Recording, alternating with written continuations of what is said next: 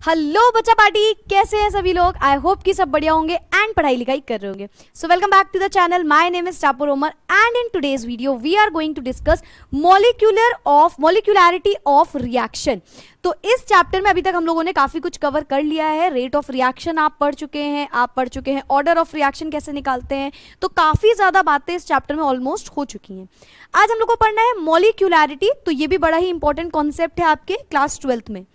चलो, मॉलिक्यूलैरिटी शुरू करने से पहले जरा थोड़ा सा प्रीवियस वीडियो में आते हैं। प्रीवियस वीडियो मैंने आपसे ये बात कही थी कि अगर आपने वो वीडियो नहीं देखा है तो आपको नेक्स्ट वीडियो में प्रॉब्लम थोड़ी सी हो सकती है। It is not about problem, बल्कि ये कहा था कि अगर आप नेक्स्ट वीडियो में देखेंगे तो मैं आपसे ज़रूर बोलूँगी कि क्या प्रीवियस वीडियो देखा है, क्योंकि वहाँ पर थोड़ा बहुत मैंने एक हिंट दिया था कुछ एलिमेंट्री रिएक्शन से मिलता जुलता।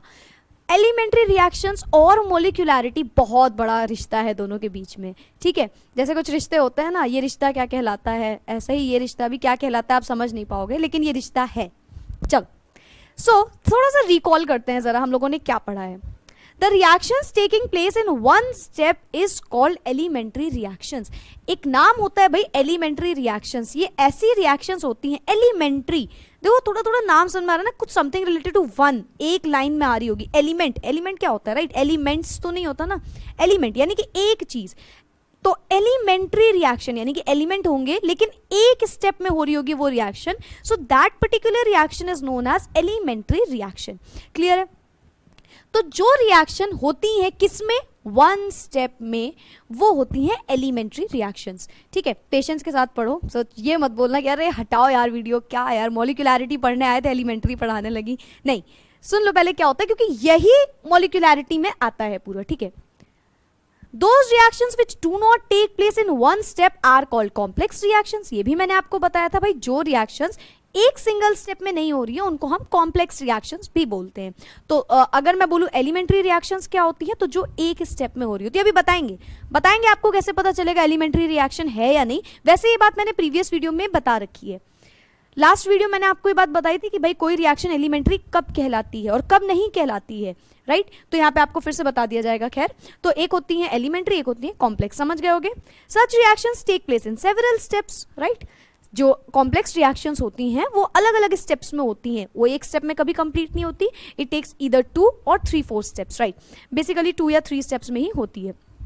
सो अगर आपसे कोई पूछेगा, उस वीडियो में ये भी मैंने बात बताई थी, ये रिकॉल कर रहे हैं हम लोग ऑलरेडी, ऑब्वियसली पहले वाला थोड़ा सा बता रही हूँ मैं आपको। अगर मैं आपसे पूछूं कि बेटा भाई जो कॉम्प्लेक्स रिएक्शंस हैं वो तो 2 से 3 स्टेप्स में होंगी, तो आप बताइए कि उसमें रेट डिटरमाइनिंग स्टेप कौन सा होगा। यानी कि रेट डिटरमाइनिंग स्टेप हम हर एक का निकालते हैं कि भाई ये हमारी कैसी रिएक्शन है। अगेन, चाहे एलिमेंट्री हो चाहे कॉम्प्लेक्स हो, हम यहाँ पे किसकी बात करते हैं हमेशा, मॉडरेट रेट की, जिसमें मॉडरेट रिएक्शन हो, राइट? ना बहुत फास्ट रिएक्शन की बात करते हैं ना बहुत स्लो रिएक्शंस की बात करते हैं। और अगर हम मॉडरेट की बात कर रहे हैं तो उसमें एलिमेंट्री भी हो सकता है, उसमें कॉम्प्लेक्स भी हो सकता है। ठीक है, तो रेट तो हमें रेट ऑफ रिएक्शन तो निकालना ही पड़ेगा। तो अगर मैं आपसे पूछूं बेटा रेट ऑफ रिएक्शन जो होता है, या अगर हम बात करें एलिमेंट्री रिएक्शन का रेट कैसे पता करेंगे, तो आप बोलोगे अरे यार इसमें तो कोई बड़ी बात नहीं है, सिंपल सी बात है, वही कॉन्सेंट्रेशन अपॉन टाइम जो जनरली करते हैं, stoichiometric coefficient and so on, वो कर दिया जाएगा। अगर मैं आपसे पूछूं कि कॉम्प्लेक्स रिएक्शंस में आप रेट ऑफ रिएक्शन कैसे निकालोगे, भाई कॉम्प्लेक्स का मतलब है 2 या 3 स्टेप में होगा। एलिमेंट्री में तो हमें पता है भाई कोई particular A + B gives out C, right? ये है, तो हम क्या करेंगे, concentration of A divided by जितना भी डेल्टा T होगा और जितना उसका स्टोइकियोमेट्रिक कोफिशिएंट होगा, ये पूरा हम लोग कर देते थे, राइट? तो अगर कॉम्प्लेक्स की बात करें तो वो तो भाई 2-3 स्टेप में हो रहा होगा, तो आप कैसे पता करोगे? तो उसका जो सबसे स्लोएस्ट स्टेप होगा, राइट, ये दिया रहेगा, या फिर आपको याद करना पड़ेगा 1-2 रिएक्शंस का। वैसे तो दिया रहता है हमेशा कि ये इसका स्लोएस्ट स्टेप है, ठीक है? तो जो उसका स्लोएस्ट स्टेप होगा वही कहलाएगा उसका कौन सा, उसका रेट डिटरमाइनिंग स्टेप। ठीक है, तो देखो आगे यही लिखा है कि सच रिएक्शंस यानी कि कॉम्प्लेक्स रिएक्शंस जो होती हैं वो सेवरल स्टेप्स में होती हैं, पहली चीज, and each step is an elementary reaction. उसके हर एक स्टेप को एलिमेंट्री रिएक्शन बोलते हैं, और उनमें से रेट डिटरमाइनिंग कौन हो जाएगा, जो सबसे स्लोएस्ट स्टेप होगा। ठीक है, For an elementary reaction to take place, the species of the reactants must come close together and collide simultaneously with one another। अब यहां से शुरू हो रहा है ये जो पर्टिकुलर लाइन लिखी हुई है, यहां से शुरू होता है आपका मॉलिक्यूलैरिटी। तो मॉलिक्यूलैरिटी क्या बोलता है, ये सिर्फ इतना बोलती है कि कोलिजन, आपने कोलिजन, एक कोलिजन थ्योरी होती है, चलो हटा दो वो सब, अभी सिंपल सी बात है, कोई भी पार्टिकल्स होंगे वो कोलाइड करते हैं, आपको ये बात बहुत अच्छे से पता होगी। जब वो साइमल्टेनियसली इफेक्टिवली कोलाइड करते हैं तो उस टाइम पे मॉलिक्यूलैरिटी की बात आती है। नहीं समझ में आ रहा है? चलो समझाते हैं और अच्छे से। What is मॉलिक्यूलैरिटी?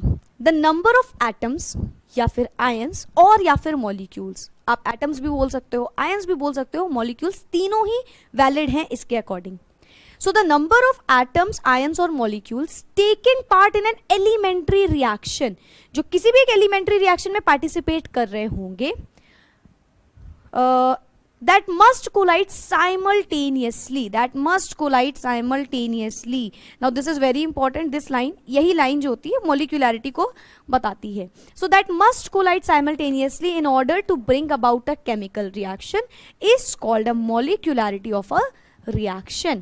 ठीक है, आप लोग कभी परेशान मत हुआ करो, राइट, लाइक कि कौन से हम लोग नोट्स करें, या आप जो पढ़ा रही हैं वो कौन सी बुक से है, या ये वो फलाना ठिकाना, ये पूरा आपका आईएससी सिलेबस के अकॉर्डिंग होता है, आपको बिल्कुल टेंशन लेने की जरूरत नहीं। अगर यहाँ पे लिखा है तो आपकी बुक का ही वो पोर्शन है पूरा, उसमें भी सेम होगा, या फिर थोड़े बहुत माइन्यूट से चेंजेस भी आते हैं। सो दैट मीन्स ये नहीं है कि वो चीज़ आपसे हटके है या आपके सिलेबस से हटके, ये कभी नहीं होगा, आपके सिलेबस की पूरी चीज़ें यहाँ पे होती हैं। ठीक है, ओके, सो इसमें वापस आते हैं जरा। तो जितने भी मॉलिक्यूल्स, एटम्स, आयंस एक एलिमेंट्री रिएक्शन में पार्टिसिपेट कर रहे होंगे, उसके आगे दैट मस्ट कोलाइड साइमल्टेनियसली, यानी कि अगर दो मॉलिक्यूल्स हैं और ये पार्टिसिपेट कर रहे हैं एक किसमें, एलिमेंट्री रिएक्शन में, सिंगल स्टेप रिएक्शन में, तो जितने हिसाब से जब ये कोलाइड करेंगे, दैट मस्ट कोलाइड साइमल्टेनियसली, एक साथ साइमल्टेनियसली जब ये कोलाइड करेंगे in order to bring about a chemical reaction, उस पर्टिकुलर चीज को बोलते हैं मॉलिक्यूलैरिटी। एक या एक से ज्यादा एटम्स, एक या एक से ज्यादा आयंस, एक या एक से ज्यादा मॉलिक्यूल्स आ रहे हैं और इफेक्टिवली साइमल्टेनियसली कोलाइड कर रहे हैं। इफेक्टिवली साइमल्टेनियसली मतलब पर्टिकुलर एंगल पे कोलाइड कर रहे हैं, पर्टिकुलर रेट से टाइम पे कोलाइड कर रहे हैं, वो वाला कोलिजन। सारे कोलिजन नहीं, सिर्फ और सिर्फ कैसे वाले, जो कैसे होंगे, जो साइमल्टेनियसली, यानी कि एक ही टाइम पे। अब फॉर एग्जांपल देखो कितनी, मतलब it is not a very simple kind of thing. So जो तीन मॉलिक्यूल्स इफेक्टिवली साइमल्टेनियसली एक साथ एक ही जगह पे कोलाइड कर रहे हैं, तो वो होता है, वो उस पूरे केमिकल रिएक्शन में जो चेंज आएगा वही होता है हमारा मॉलिक्यूलैरिटी। मैं फिर से डेफिनेशन को रीड करती हूँ एक बार। The number of atoms, ions और molecules taking part in an elementary reaction, जो भी होंगे एक एलिमेंट्री रिएक्शन में, that must collide simultaneously in order to bring about a chemical reaction is called molecularity of the reaction। तो वो होता है हमारा molecularity। समझ गए? यहाँ पे थोड़ा सा और डिस्कशन करते हैं, चलो इस पे। यूनिमोलिकुलर रिएक्शन, पहले तो ये जानो कि हमें पता कैसे चलता है, how will we get to know कि कोई भी रिएक्शन जो है वो एलिमेंट्री रिएक्शन है। चलो ये बताते हैं पहले हम, ठीक है। तो अगर मैं बात करती हूँ, कहाँ पे स्पेस है, चलो यहीं पे लिख देते हैं। अगर मैं बात करती हूँ कि बच्चों आप क्या समझते हो एलिमेंट्री रिएक्शन के बारे में, या आपसे बोलें कि कैसे पता चलेगा कि पर्टिकुलर रिएक्शन एलिमेंट्री रिएक्शन है, तो आपको कैसे पता चलेगा? देखो फॉर एग्जाम्पल ये रिएक्शन है हमारा A plus suppose 2B gives out C. Now this is a reaction, particular कोई reaction लिखी हुई है। इसमें मैं आपसे बोलूँ जब आप रेट ऑफ रिएक्शन निकालोगे तो वो इक्वल होगा A की पावर 1 B की पावर 2। तो ये आप बोल सकते हो एलिमेंट्री रिएक्शन है। क्या इसमें खास बात है मैम? तो जब भी आपके ये स्टोइकियोमेट्रिक कोफिशिएंट्स पावर में लगने लगेंगे, फिर से याद करो, थोड़ा सा पीछे चलते हैं जरा। हम लोगों ने पढ़ा था कि जब हम रेट ऑफ रिएक्शन की बात करेंगे हम कभी नहीं बोलेंगे कि स्टोइकियोमेट्रिक कोफिशिएंट ही जाके पावर में लग जाता है, सिर्फ एक केस में बोलेंगे, और उस टाइम पे मैंने ये बात बोला था कि वो केस आपको बता दिया जाएगा आगे, राइट। तो तुम लोग सोचोगे मैम बेवफा निकली, नहीं बताया, बता दिया। तो वो रिएक्शंस स्टोइकियोमेट्रिक कोफिशिएंट हम रेट ऑफ रिएक्शन के टाइम पे हमेशा नहीं देखते। हमेशा तो दिख जाएगा तो हम लोग बोलेंगे अरे यार गलत है, ये तो थ्योरी वाली लग गई, मास वाली, जिसमें हमने बोला था कि ये गलत थ्योरी प्रूव हुई है, हमें तो एक्सपेरिमेंटली केवल पता चलता है रेट ऑफ रिएक्शन कैसे आया, कहाँ से आया। लेकिन इफ इन केस कहीं पे स्टोइकियोमेट्रिक कोफिशिएंट ही हो रहा है तो आंख बंद करके विश्वास कर लेना है कि ये एक एलिमेंट्री रिएक्शन है। बात समझ में आ गई? तो जब रेट ऑफ रिएक्शन में आपको कोई भी एक पर्टिकुलर कॉन्सेंट्रेशन जब रिएक्टेंट्स का दिया होगा, रिएक्टेंट्स का, और स्टोइकियोमेट्रिक कोफिशिएंट उसकी पावर में लगा होगा, वो रिएक्शन हमारी एलिमेंट्री रिएक्शन कहलाती है। ठीक है, इसी में समझो ये मॉलिक्यूलैरिटी क्या होता है भाई। मॉलिक्यूलैरिटी वो चीज होती है जैसे कि ये ए और बी है, तो ये ए और बी का मॉलिक्यूल साथ में या एटम जो भी बोल लो कोलाइड किया होगा पर्टिकुलर एंगल पे, साइमल्टेनियसली टाइम पे एंड इफेक्टिवली, उस कोलिजन को बोलते हैं मॉलिक्यूलैरिटी। तो कितने मॉलिक्यूल्स हैं, फॉर एग्जांपल मैं इस बारे में बोलूं कि बेटा इसकी जरा आप मुझे मॉलिक्यूलैरिटी निकाल के दिखाओ, what is the molecularity of this reaction, तो आप बोलोगे कितने हैं, एक रिएक्टेंट, दो रिएक्टेंट, यानी कि इसकी मॉलिक्यूलैरिटी है 3। बोलो बात सुन भाई, इसकी मॉलिक्यूलैरिटी है 3। कुछ थोड़ा सा और ध्यान आया? अगर आप लोग प्रीवियस वीडियो कंटिन्यूअसली देखते हो ना, देखते आओगे ना, तो आपको हर एक वीडियो में पिछले वीडियो की कुछ ना कुछ कहानी मिल जाएगी, हर एक वीडियो की कुछ ना कुछ कहानी मिलती जाएगी, क्योंकि इट इज़ इम्पॉसिबल कि, it is not impossible but still, क्योंकि ये एक वन शॉट वीडियो नहीं होता है, तो हर एक वीडियो में कुछ ना कुछ रिलेशन छूट जाता है जो हम नेक्स्ट वीडियो में कवर करते जाते हैं। ठीक है, या उसी रिलेशन को आगे कंटिन्यू करते हैं। जैसे कि आप यहाँ पे ध्यान से देखो, आपको मैंने ऑर्डर ऑफ रिएक्शन पढ़ाया था। ऑर्डर ऑफ रिएक्शन क्या होता है, पावर्स को ऐड करते हैं x + y, तो यहाँ पे ऑर्डर ऑफ रिएक्शन क्या आएगा, मैम आपकी चालाकी पकड़ी गई, यहाँ पे ऑर्डर ऑफ रिएक्शन भी आएगा 3। तो भाई ये मॉलिक्यूलैरिटी क्या बात है। तो बेटा एलिमेंट्री रिएक्शंस में ऑर्डर ऑफ रिएक्शन और मॉलिक्यूलैरिटी इक्वल आती है। ठीक है, अगेन केमिस्ट्री है, केसेस ऐसे भी होते हैं जिसमें नहीं आती है, उन केसेस को क्या बोलते हैं अभी बताती हूँ, आगे इसी में डिस्कस कर लेंगे। फिलहाल एलिमेंट्री रिएक्शन समझ में आया, जिनके पावर्स जो हैं वो स्टोइकियोमेट्रिक कोफिशिएंट होंगे, फर्स्ट थिंग। फिर उसके बाद मॉलिक्यूलैरिटी समझ में आया, स्टोइकियोमेट्रिक कोफिशिएंट वही ऐड कर देना है यहाँ पे, तो जितने मॉलिक्यूल्स, ये वही बात है कि रिएक्टेंट्स जितने मॉलिक्यूल्स कोलाइड कर रहे हैं, हर चीज थोड़ी थोड़ी डिफरेंट भी है। रेट ऑफ रिएक्शन आप में प्रोडक्ट भी लिख देते हो, राइट, माइनस लगा देते हो एंड सो ऑन, राइट, तो हर चीज एकदम सेम नहीं है, थोड़े थोड़े माइन्यूट से डिफरेंस आते जा रहे हैं। इस चैप्टर में यही खासियत है, इस चैप्टर में बच्चा कई बार कंफ्यूज हो जाता है, अरे मैम सब कुछ तो एक जैसा ही लगता है, ऑर्डर ऑफ रिएक्शन, मॉलिक्यूलैरिटी, जब मैं पढ़ाती हूँ तो बच्चे कहते हैं सब कुछ तो एक जैसा ही लगता है, हम तो कंफ्यूज हो जाते हैं, बहुत माइन्यूट से डिफरेंस आते जाते हैं भाई। वहाँ पे नेगेटिव लग जाता है, प्रोडक्ट में पॉजिटिव लग जाता है, यहाँ बोल देते हैं कि स्टोइकियोमेट्रिक कोफिशिएंट पावर नहीं बन सकती, फिर बोलते हैं पावर बन सकती है एलिमेंट्री के लिए, फिर बोलते हैं कॉम्प्लेक्स के लिए नहीं, एंड सो ऑन, तो इतनी सारी दिक्कतें आ जाती हैं। ठीक है, तो मॉलिक्यूलैरिटी समझ में आ गया, A+2B मॉलिक्यूलैरिटी, आई होप आप समझ गए होगे। चलो थोड़ा सा आगे बात करते हैं। लिखा है यूनिमॉलिक्यूलर रिएक्शन। क्या मुझे बहुत ज्यादा बताने की जरूरत है what is unimolecular reaction? Uni मतलब वन, ठीक, मॉलिक्यूल यानी कि एक मॉलिक्यूल वाली रिएक्शन को बोलेंगे unimolecular reaction. What is unimolecular reaction? लिख के आना, एक मॉलिक्यूल वाली रिएक्शन। तो ये वो रिएक्शन होती है जिसमें एक मॉलिक्यूल कोलाइड करता है। So the molecularity of the reaction is 1। When the molecularity of the reaction is 1, it is known as unimolecular reaction. In such reaction only one chemical species is present in the rate determining step। तो जब rate determining step है तो सिर्फ एक species present है, ठीक है, तो उसी का जो हो रहा होगा वही है हमारी rate determining step के टाइम पे यूनिमॉलिक्यूलैरिटी, तो मॉलिक्यूलर 1 हो जाएगा। इसका एग्जांपल मैं आपको देती हूँ एक रिएक्शन से। आप बोल सकते हो ammonium nitrate NH4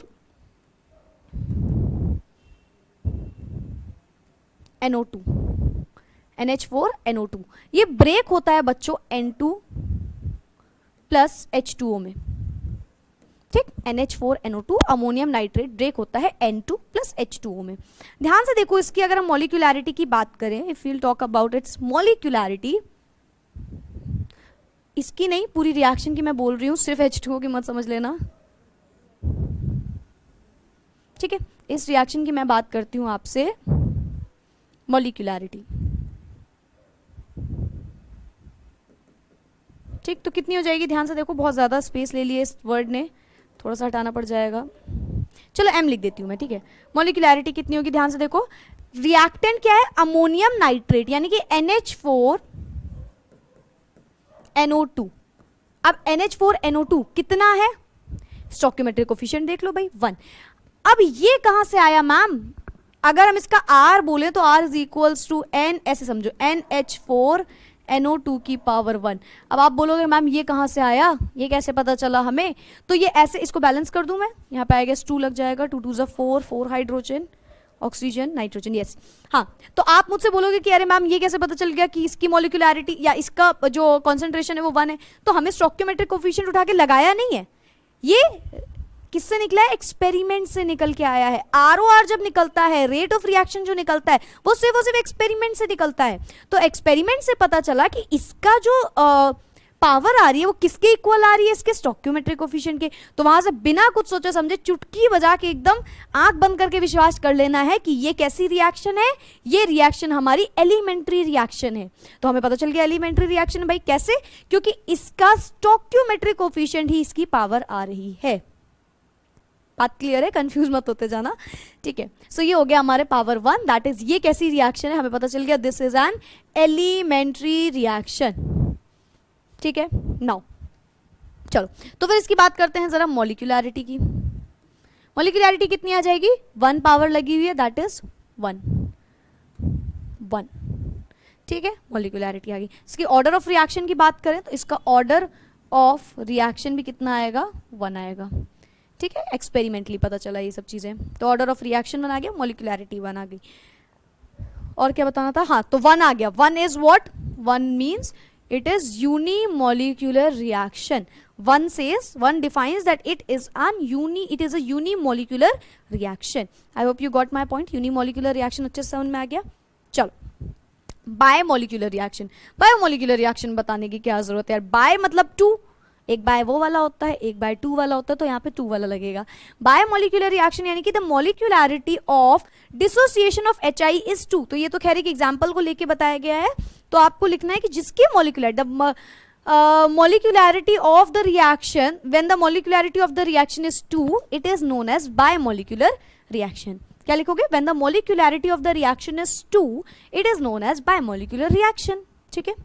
For example, in such reaction, 2 species are present in the rate determining step. यहाँ पे 2 species present होती है, मतलब कि 2 चीजें टकराई होंगी, कोलाइड की होंगी। चलो समझते हैं इसका एक इक्वेशन से। इसकी equation you can say HI gives out H2, ये दिख रहा है अच्छे से, यहाँ पे थोड़ा सा आपको मैस हो जाएगा ना, चलो ऊपर कर देते हैं।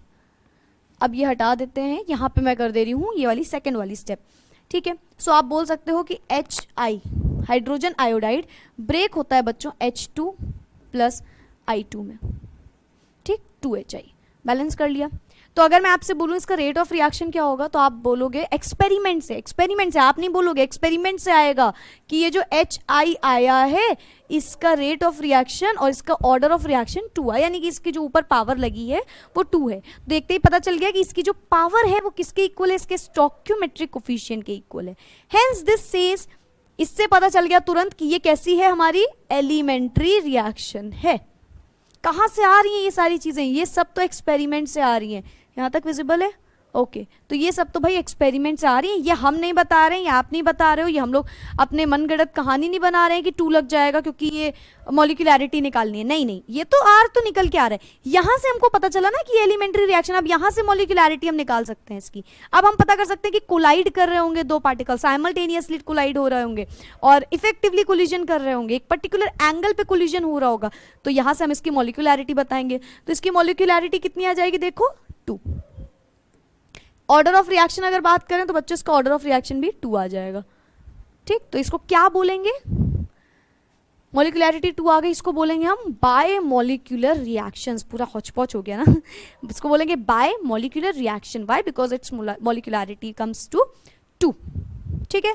ओके, ये हो गया ना। Next, Termolecular reactions, in such reaction 3 species collide together in the rate determining step. यहाँ पे जो rate determining step होता है, अब जो elementary reaction की बात कर, rate determining step में मत दिक्कत करना।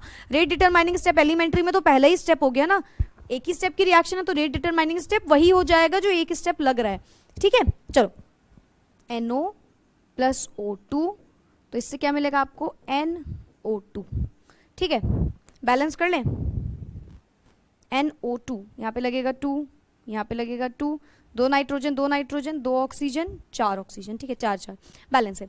यहाँ तक भी विजिबल है। ये जो रिएक्शन है बच्चों, इस रिएक्शन में हमने देखा कि जब एक्सपेरिमेंट किया गया तो इसका रेट निकल के आया इक्वल्स टू NO की पावर 2 ऑक्सीजन की पावर 1, ठीक है।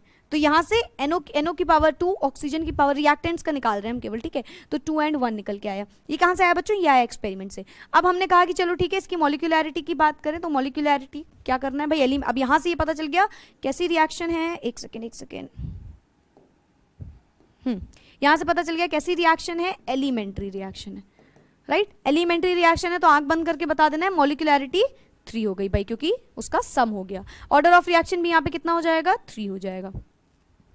बोलो क्या बात समझ में आई? तो इसको क्या बोलेंगे? इसको बोलेंगे टर्म मॉलिक्यूलर रिएक्शन। बात समझ में आ रही है? यूनिमोलिक्यूलर मतलब कि एक केवल वहां पे रिएक्टेंट होगा जो पार्टिसिपेट कर रहा होगा पूरे में, ठीक है। उसकी वजह से रेट डिटरमाइन हो रहा होगा, तो मॉलिक्यूलैरिटी 1 आ जाएगी। एग्जाम्पल अमोनियम नाइट्रेट ले लेना। Then comes are bi मतलब 2, तो बाय जब लग जाए तब आपको क्या करना है, आपको रिएक्शन दिखा देनी है हाइड्रोजन आयोडाइड वाली। उसमें क्या होगा देखो, 2HI, तो यहाँ पे भी आपको दिख गया। एंड देन टर्म मॉलिक्यूलर में आपको nitrogen oxide and plus oxygen gives out nitrogen dioxide. तो ये दोनों जब आप ऐड करोगे तो आ जाएगा आपका टर्म मॉलिक्यूलर। तो यहां तक की कहानी सबको क्लियर हो गई है? Okay, next step, some facts about molecularity. अब ज़रा कुछ बातें जानते हैं ये मॉलिक्यूलैरिटी के बारे में। If a reaction proceeds in a several step, each step has its own molecularity. The molecularity of such a step may be different or same. एक रिएक्शन जो बहुत ज्यादा स्टेप्स में हो रही होगी, if a reaction proceeds in several step, उसका हर step की पर्टिकुलर ओन मॉलिक्यूलैरिटी होती जाती है। क्यों होती जाती है? क्या मैम इसका रीजन है? अभी एक लाइन बताई थी स्टार्टिंग में, तुम लोग ध्यान ही नहीं देते हो यार, क्यों करने लगते हो? स्टार्टिंग वाली स्लाइड में क्या लाइन बताई थी कि यार जो भी स्टेप होंगे, हर एक स्टेप को एलिमेंट्री रिएक्शन का नाम दे दिया जाएगा। भाई हर एक स्टेप का अपना रिएक्शन है, तो हर एक को एलिमेंट्री रिएक्शन का नाम दिया जाएगा। तो अगर हर एक को एलिमेंट्री बोल रहे हैं तो हर एक की अपनी मॉलिक्यूलैरिटी होगी। Are you getting my point? 2 step में रिएक्शन हो रही है, पहली वाली भी एलिमेंट्री बोल दी जाएगी, दूसरी वाली भी एलिमेंट्री बोल दी जाएगी, ठीक है। तो उस टाइम पे उसकी मॉलिक्यूलैरिटी होगी। अब वो बोल रहे हैं कि उसकी मॉलिक्यूलैरिटी जो होगी, such steps are may be different और सेम। अलग भी हो सकती है, सेम भी हो सकती है, जरूरी नहीं है ना, ये तो डिपेंड करेगा रिएक्शन के स्टोइकियोमेट्रिक कोफिशिएंट पे। Now, if a reaction proceeds in several steps, then molecularity of each step is given separately. वही वाली बात। The molecularity of complete reaction is never given. कभी भी एक साथ पूरे की molecularity दी ही नहीं जा सकती, क्योंकि molecularity अभी मैंने बोला था, हाँ बताती हूँ वो बात, कि molecularity complex reactions में कभी लगता ही नहीं है। अगर हम बात करते हैं कॉम्प्लेक्स रिएक्शन, पूरी रिएक्शन की मॉलिक्यूलैरिटी निकाल के दिखाओ, तो किसी की हिम्मत नहीं है कि वो निकाल के दिखा पाए, क्योंकि वो हो ही नहीं सकता। वो हर एक स्टेप का तो बता सकता है, पर सबको कंबाइन करके नहीं बता सकता, ठीक है। Molecularity has no meaning for a complex reaction. देखो डार्क कलर से लिखा है, जब भी कोई चीज़ डार्क कलर से लिखी हो आप उसको बहुत ज़्यादा वो दिया करिए, क्या बोलते हैं उस पर, इंपॉर्टेंस, उस पर ध्यान दिया करिए। So molecularity has no meaning for a complex reaction. किसी भी कॉम्प्लेक्स रिएक्शन की मॉलिक्यूलैरिटी का कोई मतलब ही नहीं होता। इसका ये अगर कोई लाइन भी है तो इसका कोई सेंस नहीं बनता, ठीक है। Order of a reaction applicable to elementary as well as a complex reaction. आपको पता है भाई, जब हम ऑर्डर ऑफ रिएक्शन निकालते हैं तो वो तो हम एलिमेंट्री का भी निकाल सकते हैं और वो हम कॉम्प्लेक्स रिएक्शन का भी निकाल सकते हैं। ये आपने पहले ऑर्डर ऑफ रिएक्शन में ही समझ लिया था, ठीक है। वहां पे आपको मैंने बताया था कि स्लोएस्ट स्टेप जो होता है रेट डिटरमाइनिंग स्टेप होता है, और वहां पे हम ऑर्डर ऑफ रिएक्शन निकालते थे। नेक्स्ट बोलता है molecularity of a reaction can never be determined simply by looking at the balanced chemical equation. Mechanisms of the reaction explains the molecularity. अब मैकेनिज्म आप आगे वाले वीडियो में पढ़ोगे। एक होता है मैकेनिज्म, मॉलिक्यूलैरिटी जो होती है वो हम हमेशा ऐसे ही डिटरमाइन नहीं कर देते सिंपली देख के कि अरे यार ये रिएक्शन है और ये इस तरीके से बैलेंस हो रही है तो उसकी मॉलिक्यूलैरिटी फलाना ठिकाना होगी, ऐसा हमेशा नहीं होता है।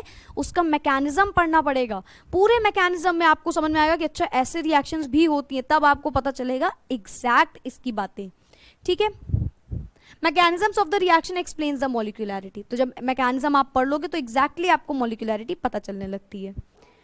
Molecularity of a reaction can never be zero or in fraction. कभी नहीं हो सकती। क्यों नहीं हो सकती समझो भाई। मॉलिक्यूलैरिटी मैंने आपको क्या बताया, साइमल्टेनियसली कोलिजन होता है, तो क्या आधा मॉलिक्यूल कभी टकराएगा किसी से? 2 मॉलिक्यूल है, एक ये है, एक ये है, एक ये, चलो 3 है मान लो, ये तीनों आपस में, यहाँ पे तीनों आपस में टकरा रहे हैं, ठीक है। ये यहाँ आया, ये यहाँ आया, ये यहाँ आया, तीनों आपस में टकराए, तो आधा मॉलिक्यूल कभी टकराएगा? सोचो इसका आधा पार्ट टकरा रहा है, पूरा मॉलिक्यूल से कोई मतलब नहीं है, ऐसा तो हो नहीं सकता, ठीक है। प्यार करते हैं तो अच्छे से पूरा इंसान ही प्यार करता है ना, कि उस इंसान वो इंसान प्यार करता है कि चलो वो हाफ गर्लफ्रेंड मूवी थोड़ी चल रही है यहाँ पे, अरे यार ठीक है चलो हटाओ। So molecularity of a reaction can never be zero or in fraction, zero भी नहीं हो सकता और फ्रैक्शन में भी ऐसा भी नहीं हो सकता कि जीरो है, और ऐसा भी नहीं हो सकता कि फ्रैक्शंस में, ऐसा भी नहीं हो सकता बल्कि कि नेगेटिव है। ठीक, तीनों में से कोई कंडीशंस पॉसिबल नहीं होती हैं। Most of the reactions are unimolecular और बायोमोलिकुलर, ये भी बड़ा ही इंपॉर्टेंट पॉइंट है।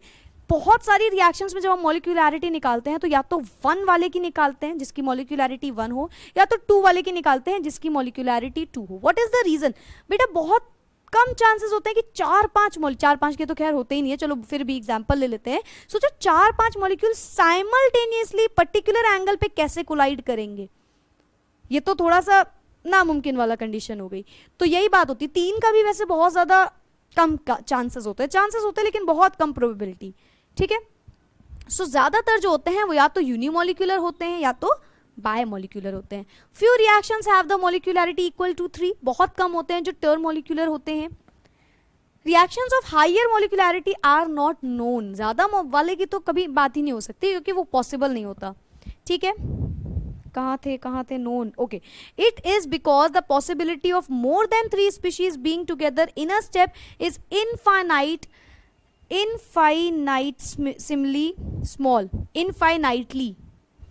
स्मॉल, बहुत ज़्यादा छोटा होता है। इनफाइनाइट साइमल्टेनियसली जो होता है वो उसका करने का प्रोबेबिलिटी बहुत कम होती है, बल्कि होती ही नहीं है, एक तरीके से बोल सकते हैं। ठीक है, नाउ ये 5 पॉइंट्स हो गए, हमारे समझ में आ गए होंगे। 6 पॉइंट कहता है for elementary reactions the order of reaction is same as its molecularity and order with respect to each reactant is equal to its stoichiometric coefficient of the balanced chemical equation। तो कैसी होती है order of reaction और मॉलिक्यूलैरिटी same होती है एक elementary reactions के लिए। 3 एग्जांपल आपको मैंने करा दिए, तीनों ही इक्वेशंस इंपॉर्टेंट है। ये पता है जो मैंने आपको 3 इक्वेशंस लिख के दिखाई है ना, यूनिमोलिकुलर, बायोमोलिकुलर, टर्मोलिकुलर, तीनों ही इक्वेशन एज मच एज किसी भी हिसाब से देख लो उसी तरीके से इंपॉर्टेंट बोल दी जाएंगी। ठीक है, सो उनके आपने अभी खुद ही से देखा कि ऑर्डर ऑफ रिएक्शन की बात करें या फिर हम उनकी बात करें एलिमेंट्री रिएक्शन में, मॉलिक्यूलैरिटी कहाँ लिखा है, मॉलिक्यूलैरिटी, तो फिर वो कैसी होती है, सेम होती है। ठीक है, देख लिया आपने अभी, क्यों? क्योंकि स्टोइकियोमेट्रिक कोफिशिएंट ये तो होता है दोनों में, बैलेंस केमिकल इक्वेशन में। The complex reactions take part in several steps. Each elementary step do not take place at the same rate. एक ही रेट पे नहीं हो सकता।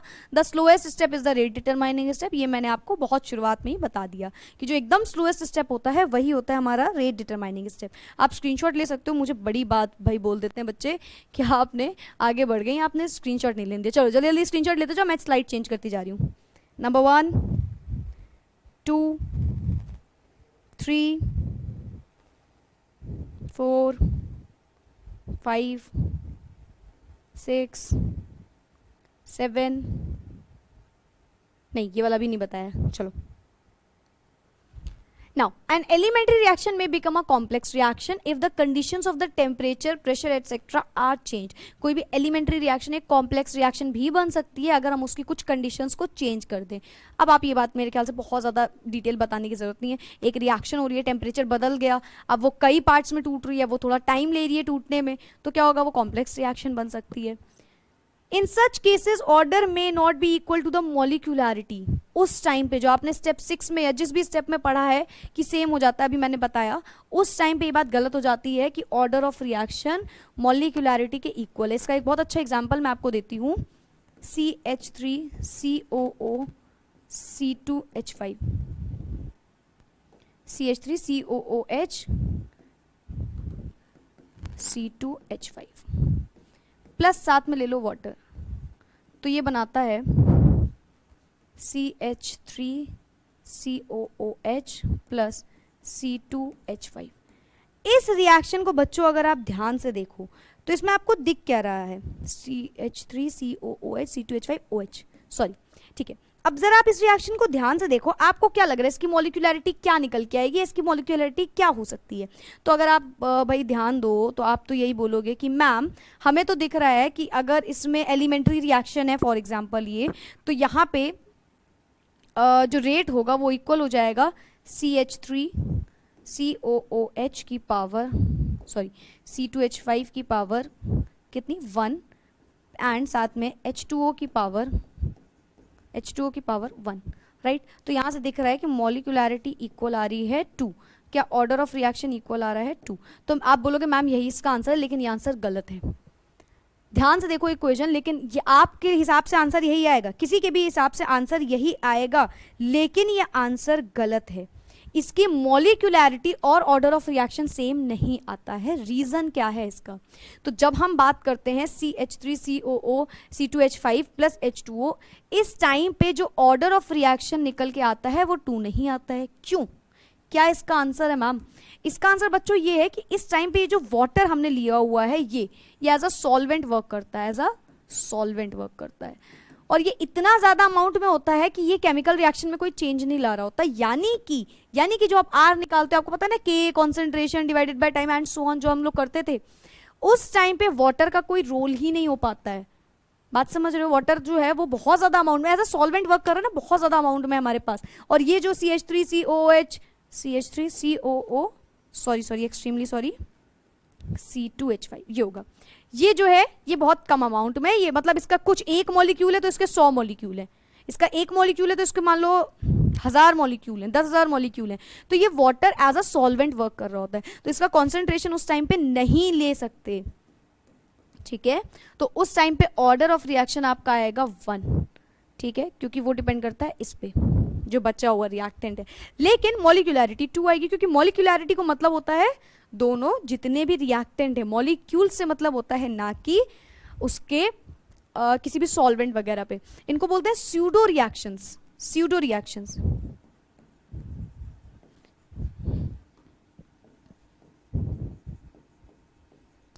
स्यूडो मतलब पता है ना, मतलब कि जो चीज हो नहीं रही है, मनगढ़ंत टाइप की, स्यूडो रिएक्शंस, ठीक है,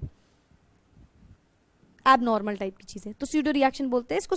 वैसे तो इसका नाम तो होता है स्यूडो फर्स्ट एलिमेंट्री रिएक्शन, पहली स्टेप में क्योंकि हो रही होती है, ठीक है। खैर उसको हटाइए आप। स्यूडो रिएक्शंस क्या होती हैं? वो रिएक्शंस जो एक्चुअली में इस तरीके वाला, सॉरी इस तरीके का कुछ प्रोसेस करती हैं, ठीक है, इस तरीके के कुछ प्रोसेस करती हैं। दैट इज, देखो ये यहाँ पे वाटर की वजह से पूरी कहानी बदल गई। खैर यहाँ पे टेम्परेचर से फर्क नहीं हुआ, आई गॉट टू नो कि ये बात सच है, लेकिन यहाँ पे बात कुछ उसी तरीके से हुई।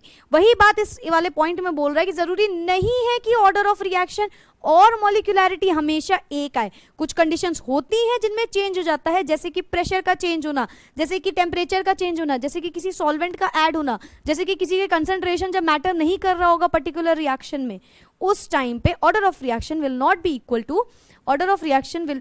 इक्वल टू द मॉलिक्यूलैरिटी, ठीक है। तो काफी केसेस में होता है, लेकिन हर केस में नहीं कह सकते होता है। नेक्स्ट पॉइंट, लास्ट पॉइंट,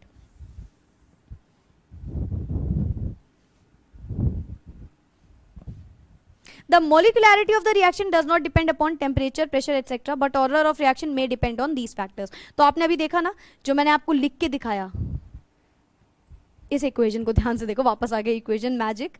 सो अगर आप इस इक्वेशन को ध्यान से देखो, मैम आप ही आप नॉर्मल बात क्यों कर रही हैं, तो यहाँ पे आप ध्यान से देखो कि ऑर्डर ऑफ रिएक्शन तो चेंज हुआ, लेकिन मॉलिक्यूलैरिटी चेंज नहीं हुआ।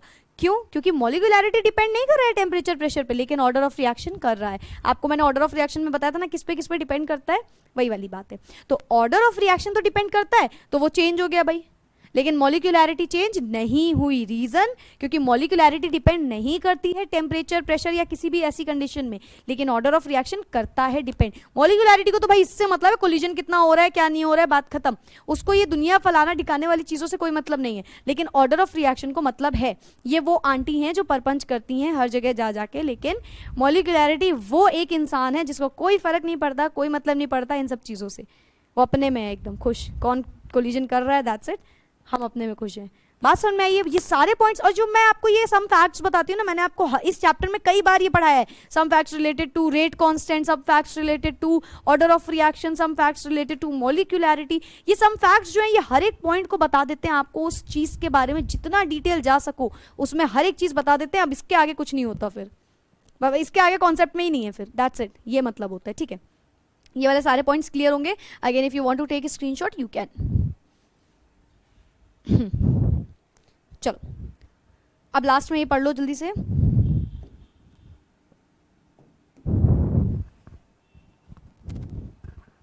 सॉरी, ऑर्डर एंड मॉलिक्यूलैरिटी के बीच में डिफरेंस क्या होता है बेटा? ये ऑर्डर ऑफ रिएक्शन है, इसमें कौन सा कलर दिखेगा? ऑर्डर ऑफ ये है ऑर्डर ऑफ रिएक्शन, ठीक है। तो order of reaction it is the sum of powers of concentration terms in the experimentally determined rate equation. किसी में जब एक्सपेरिमेंटली डिटरमाइंड रेट जो निकलता है उसका जब एडिशन करते हैं, सम करते हैं, वो होता है हमारा order of reaction, right. Molecularity की अगर बात करें, it is the number of molecules, atoms, ion जो कोलाइड कर रहे होंगे simultaneously in order to bring about a chemical reaction, right. तो ये वो डेफिनेशन है और ये ऑर्डर ऑफ रिएक्शन की डेफिनेशन लिखी हुई है, ठीक है। Order of reaction can be 1 2 3 0 negative, fractional, everything. Negative भी होता है, देखो यहाँ भी नहीं लिखा है, वहां भी नहीं लिखा था। ये नेगेटिव भी हो सकता है, पॉजिटिव भी हो सकता है, 0 भी हो सकता है, 1 2 3 4 5 6 कुछ भी हो सकता है। लेकिन मॉलिक्यूलैरिटी कैन बी 1 2 3 ओनली, पहली चीज। इट कैन नॉट बी 0 और फ्रैक्शन और नेगेटिव। बता दिया, ये वाला पॉइंट समझा दिया मैंने। Then it is an experimental quantity, ये एक्सपेरिमेंट से निकल के आएगा। इसके लिए हम कोई आंख बंद करके चुटकी बजा के विश्वास नहीं कर सकते। ये किससे आएगा? हमेशा एक्सपेरिमेंट से आएगा order of reaction.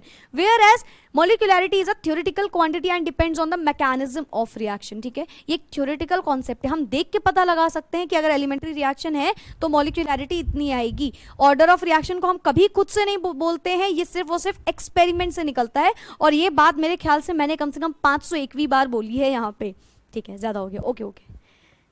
It is applicable to elementary as well as complex reaction. ये भी मैंने आपको बताया था कि ऑर्डर ऑफ रिएक्शन एलिमेंट्री में भी निकल सकती है, सिंगल स्टेप में भी निकल सकती है और कॉम्प्लेक्स रिएक्शंस में भी निकल सकती है, यानी कि 1 से 2 से 3 से ज्यादा स्टेप हो जाए तो भी। It is applicable to only elementary reaction, ये तो सिर्फ और सिर्फ एलिमेंट्री रिएक्शन में होती है, कॉम्प्लेक्स रिएक्शन का इससे कोई लेना देना नहीं होता है। For complex reaction order is determined by the slowest, it is not slowest step and the order and molecularity of the slowest step is the same। यहाँ पे बताया, और यहाँ पे तो कॉम्प्लेक्स रिएक्शन की कोई बात ही नहीं होती है, ठीक है। ऑल्सो और क्या बताना था? मॉलिक्यूलैरिटी हो गया, ऑर्डर ऑफ रिएक्शन हो गया। हाँ, ये जो मॉलिक्यूलैरिटी है इसमें एक पॉइंट यहाँ पे लिखा नहीं, आप लिख लो। कहाँ पे लिख दूँ मैं? यहाँ पे लिख देती हूँ बच्चों।